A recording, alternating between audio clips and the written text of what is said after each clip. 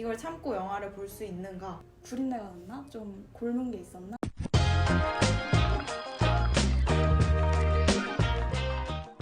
네, 안녕하세요. 멈추지 않는 필름으로 돌아온 수진, 예진? 채영입니다. 저희가 이번에 다룰 영화는 슬픔의 삼각형입니다. 작년 칸 국제영화제에서 황금종려상을 수상하고 지난 5월 17일 국내 개봉한 슬픔의 삼각형은 감독 루벤 웨스틀룬드의 작품입니다. 후와 크루즈 여행을 협찬받은 인플루언서 모델 커플, 야야와 칼, 억만장자 부부, 수류탄 거래상, 러시아 정치가 등과 함께 크루즈 여행을 즐기던 와중 뜻밖의 사건으로 배가 전복되면서 야야와 칼을 포함한 8명만이 무인도에 도착한 후 벌어지는 이야기입니다. 총 3부로 구성된 슬픔의 삼각형은 젠더, 부, 자본주의, 정치, 권력, 계급, 인종 등 사회 문제를 골고루 다루며 이를 풍자한 블랙 코미디 영화입니다. 다들 영화 어떻게 보셨나요? 저는 영화 관람에 있어서 제일 중요한 포인트였던 게 이 비위를 참을 수 있는가.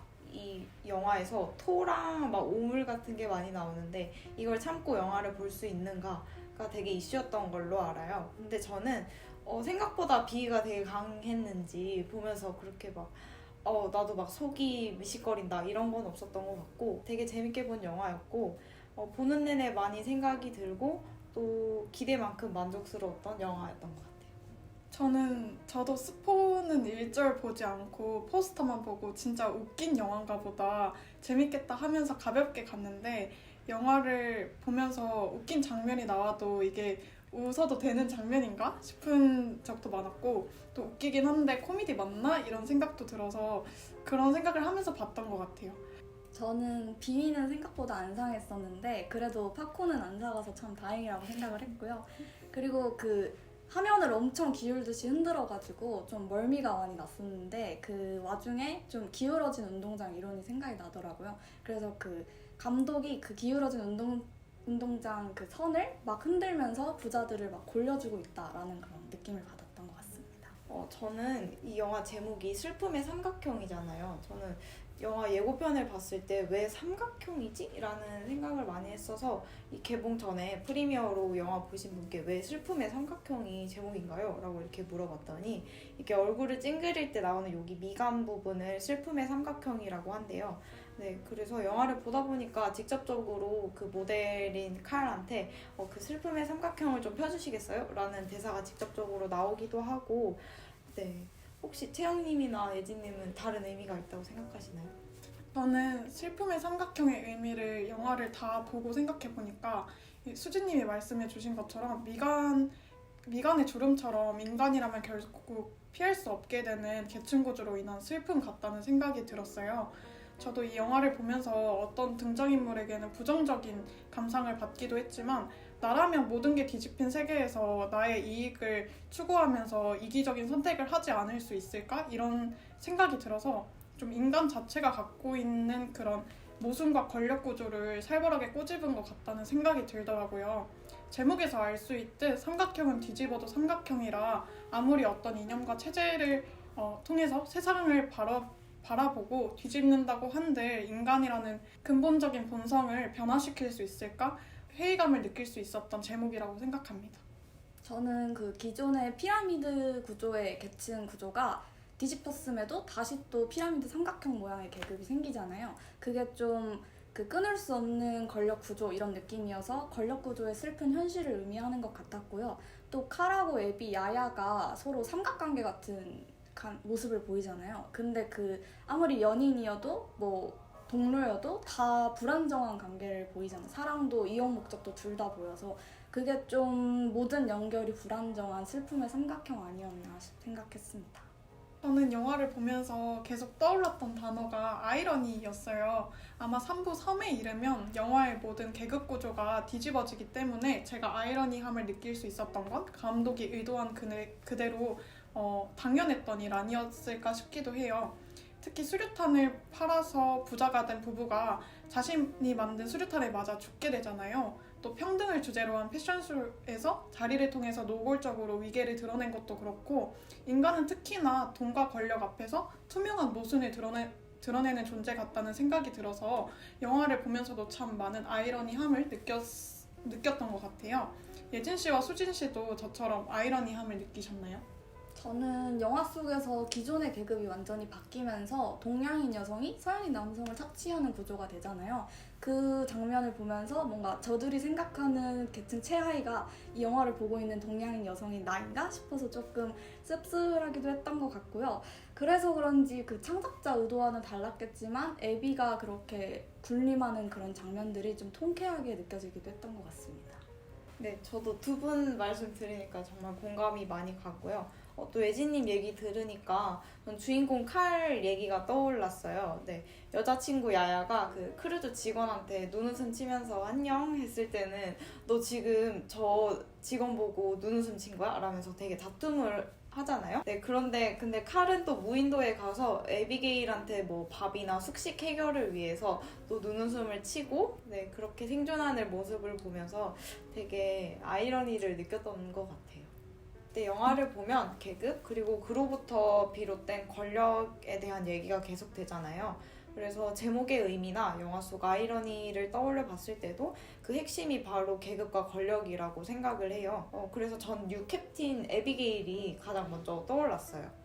1부와 2부의 현실은 온데간데 없고 3부의 주 무대인 무인도에서 이제 능력에 따라 일하고 필요에 따라 분배한다라는 것과 이제 북의 사회가 아닌 원시 목의 사회로 돌아가서 이제 그 형태로 사회가 구성되잖아요. 사실 무인도에 낙오되지 않았으면은 에비게일은 그런 권력의 상층부에 있을 수 없던 상황이었어요. 하지만 다른 생존자들이 할 수 없던 그 수렵, 채집 뭐 이런 것들이 혼자만 가능했고 그런 능력하의 피라미드 구조의 최상급자가 됐던 거죠. 그렇기 때문에 아까 예지님이 말씀해주신 것처럼 동양인 여성이 서양인 남성을 착취하는 구조가 완성이 될 수 있었던 거고요. 네, 이렇게 얘기를 하다 보니까 결국 영화는 어떤 상황에서든 어떤 계급이 존재하는 사회를 풍자하고 싶었던 거 아닐까라는 생각이 드네요. 네, 채영님은 어떻게 생각하시나요? 혹시 알리샤라는 인물 기억하시나요? 알리샤가 부자 중년 여성과 겪는 장면이 되게 빨리 지나갔는데 저는 계속 생각이 나더라고요. 저도 알리샤 같은 난처함을 겪어봤던 것 같아서 아니라고도 알겠다고도 하지 못하는 그런 상황이 웃기면서 좀 공감이 많이 갔던 것 같아요. 중년 여성이 인간은 모두 평등하다며 노동자들에게 수용을 강요하잖아요. 자신의 뜻대로 되지 않을 경우 자신이 가진 권력과 돈을 이용해서 돌변하는 모습을 보이면서 결국 알리샤도 뜻하지 않게 모든 복장이 졌지만 물에 기꺼이 빠지는 모습을 보여야 했고요. 일상 속에서도 우리가 선이라고 말하는 것들 속에는 그 권력 구조가 선명히 드러나는 것들이 많은 것 같아요.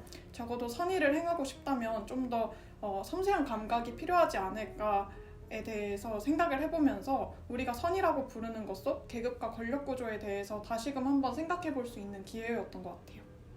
저는 승무원 폴라가 가장 기억에 남는데요. 애비가 권력을 재정의하기 전까지 계속 그 권력자였던 승객들만 챙기잖아요. 그래서 왜 저럴까라고 생각을 했었는데 그러다가 애비가 권력자임을 스스로 인정을 하고부터는 또 애비한테 충성하는 모습을 보여요.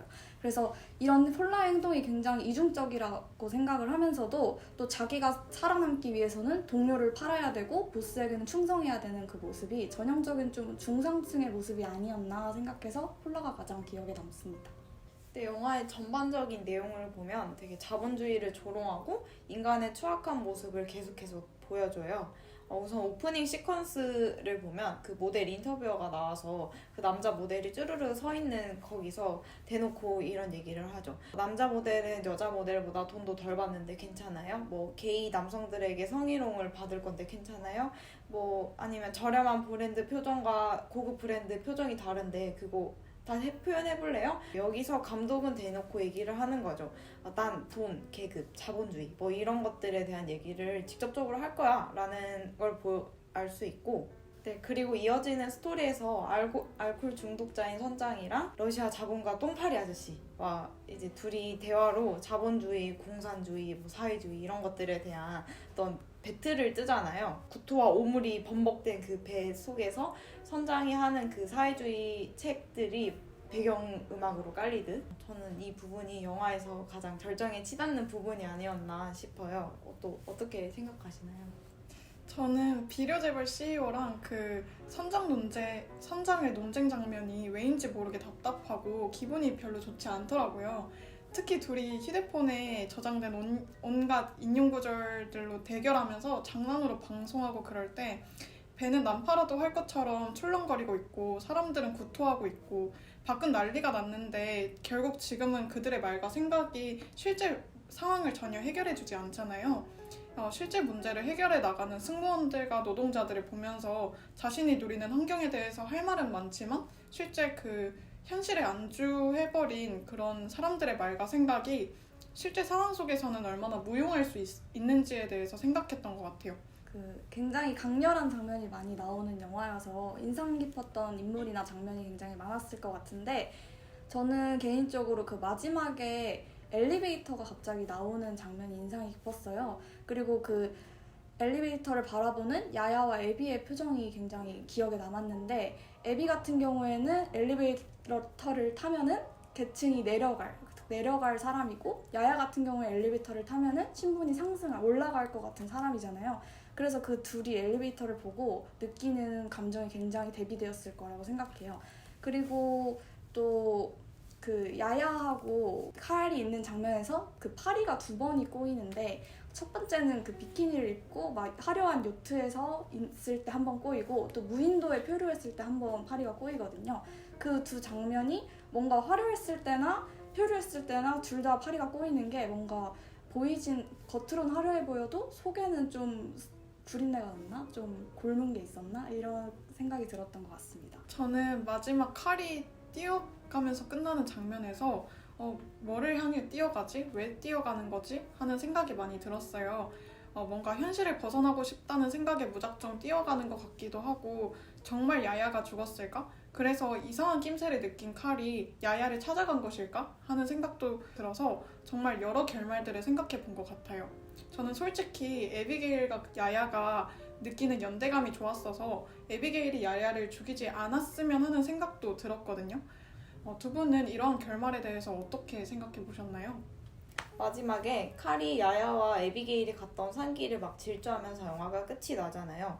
그때 엘리베이터에서 들리는 그 노랫소리가 점점 고조되고 그렇게 영화가 딱 끝나요. 근데 저는 그때 엄청 집중을 하고 있었는데 영화가 갑자기 끝나서 뭔가 당황스러웠달까? 네. 그래서 엔딩 크레딧 올라갈 때 제 표정을 다시 떠올려 보면 저 입 벌리고 이러고 있었던 기억이 나요. 에비게일은 현실로의 복귀가 두려워서 야야를 죽였을 것만 같고 칼은 야야나 에비게일 둘 중 하나를 위해 그렇게 달려갔던 것 같아요. 저는 열린 결말이었지만 앞서 나왔던 당나귀를 죽이는 장면에서 좀 복선이라 생각해서 죽이지 않았을까 하는 생각이 들었는데요. 또 죄책감은 느꼈지만 어쨌든 나 먼저 살기 위해서는 그 당나귀를 죽여야 했던 사람들처럼 다시 삼각형이 뒤집혀지지 않기 위해서는 에비가 야야를 죽였을 수밖에 없었을 것 같아요. 또 아까 말씀하신 야야의 비서 발언처럼 그 영화 기생충 속에 이성균이 그 냄새 때문에 코를 막는 장면이 나오잖아요. 그 장면에서 그 송강호 배우가 그 살인 결심을 했던 것처럼 결정적인 살인 결심 계기가 될 것 같기도 하고요.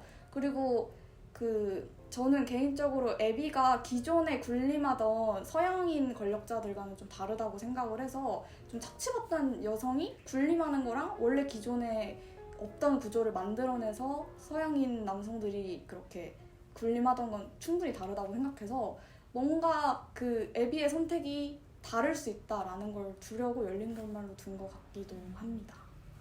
블랙 코미디 장르이다 보니까 비슷한 장르의 관련 영화가 많이 생각나실 것 같은데요. 저는 해리옥 감독의 파리 대왕이 생각이 났습니다.